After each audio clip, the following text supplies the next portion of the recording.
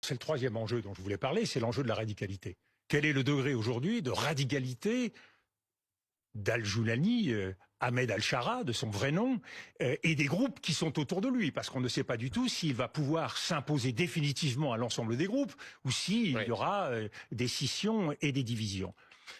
Quand on regarde son itinéraire, on se rend compte que il s'est engagé en Irak à partir de 2003, tout à fait puissamment au sein d'Al-Qaïda. Il est revenu en Syrie en 2011. De 2011 à 2013, plutôt proche d'Al-Qaïda. De 2013 à 2016, il a oscillé entre l'État islamique et Al-Qaïda. Et puis, il s'est émancipé d'Al-Qaïda.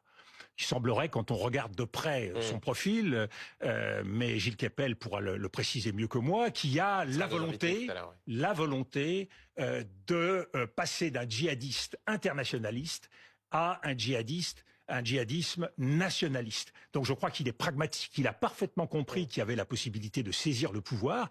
On n'est pas donc dans une logique aujourd'hui affichée de califat, comme on l'a pu l'être auparavant en Irak et en Syrie, mais cela montre bien, à supposer que cette évolution puisse être réelle, que le dialogue que je défendais donc pour accompagner éventuellement une initiative militaire, condition du succès d'une initiative militaire, est encore plus indispensable dès lors que les hommes peuvent changer.